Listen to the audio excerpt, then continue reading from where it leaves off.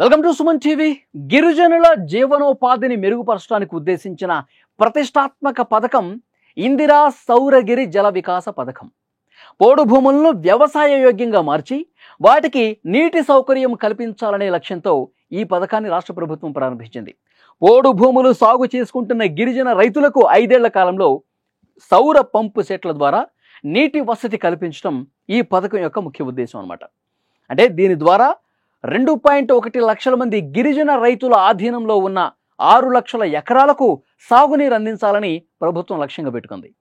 ఈ భారీ ప్రాజెక్టు కోసం 12,600 కోట్ల రూపాయలు ఎస్టీ ప్రత్యేక అభివృద్ధి నిధి నుంచి ఖర్చు చేయబోతున్నారు. తొలి ఏడాది 600 కోట్లు, ఆ తర్వాత ప్రతి ఏటా కూడా 3,000 కోట్ల రూపాయల చొప్పున నిధులు కేటాయిస్తున్నారు. రైతులకు ఒక్కో యూనిట్కి 6 లక్షల రూపాయలు కేటాయించబోతున్నారు. ఈ పథకంలో కీలక మార్పులు కూడా ఉండే అవకాశం ఉంది. మొదట జారీ చేసిన జీవో ప్రకారం ఈ పథకంలో సోలార్ పంపు సెట్ల కొనుగోళ్లు జిల్లా కలెక్టర్ ఆధ్వర్యంలో జరగాలని చెప్పి నిర్ణయం తీసుకున్నారు. ఈ విధానంలో కొన్ని ఇబ్బందులు కూడా ఎదురైనట్టు గుర్తించారు. అందుకే కాంట్రాక్టర్ల ఎంపిక కావచ్చు, నాణ్యత నిర్వహణ కావచ్చు, వార్షిక నిర్వహణ ఒప్పందం, ఈ పర్యవేక్షణలో సమస్యలు ఉన్నట్టుగా కొంత సమాచారం అందింది. ఈ సమస్యలను అధిగమించడం కోసం గిరిజన సంక్షేమ శాఖ రాష్ట్ర స్థాయిలో కొనుగోళ్లను కేంద్రీకృతం చేయాలని ప్రభుత్వానికి ప్రతిపాదనలు పంపించింది. పునరుద్ధరణీయ ఇంధన వనరుల అభివృద్ధి సంస్థను నోడల్ ఏజెన్సీగా నియమించాలని కూడా ఒక డెసిషన్ తీసుకున్నారు.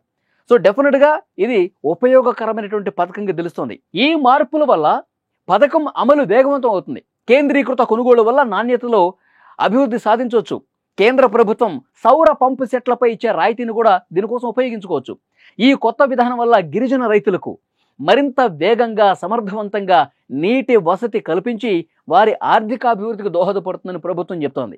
ఈ పథకం విజయవంతమైతే పోడు భూముల సమస్యకు ఒక శాశ్వత పరిష్కారం లభించబోతుంది అనటంలో ఏమాత్రం డౌట్ లేదు.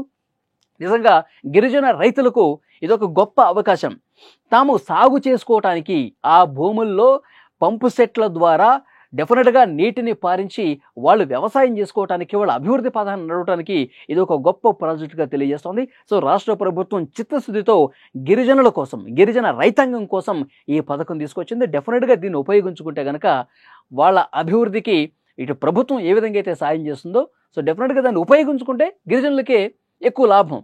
సో దీని మీద దృష్టి పెట్టి ఆ పంపు సెట్లను ప్రభుత్వ ఆధ్వర్యంలో, ప్రభుత్వ సాయం ద్వారా మీరు సమకూర్చుకుంటే ప్రగతి పదంలో ముందుకు పోతారు. గిరిజనులకు ఒక లాభదాయకమైనటువంటి ప్రాజెక్టుగా ఇది మారబోతోంది.